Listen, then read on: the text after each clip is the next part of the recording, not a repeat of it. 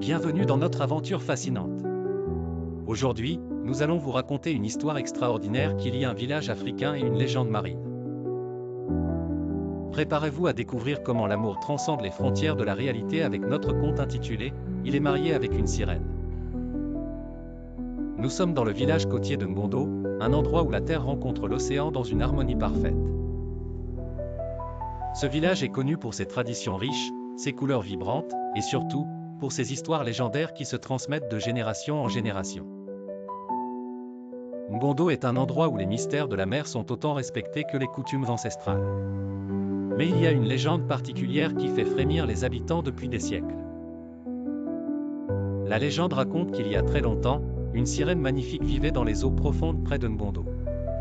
Sa voix enchanteresse attirait les marins, et ses danses sublimes illuminaient les nuits étoilées.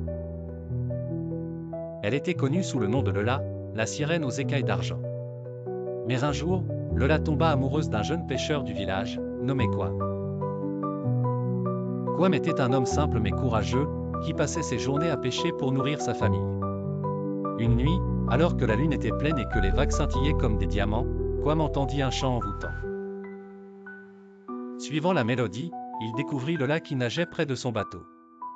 Émerveillé par sa beauté, il s'approcha prudemment, et ainsi commença une histoire d'amour inattendue. Leur amour grandit, mais il n'était pas sans défi. Les traditions du village interdisaient les relations avec des créatures marines, et Lola savait que leur union pourrait causer des problèmes. Ils se retrouvaient en secret, partageant des moments de bonheur tout en sachant que leur amour était interdit. Malgré les interdictions, Kwam et Lola décidèrent de se marier. Ils élaborèrent un plan audacieux pour unir leurs deux mondes. Le mariage se déroula à la fois sur la plage, avec les villageois, et sous l'eau, avec les créatures marines. C'était un mariage unique, combinant les coutumes humaines et maritimes. Lorsque le village découvrit leur union, il y eut des tensions. Les anciens et les chefs de village étaient furieux, croyant que cette union porterait malheur.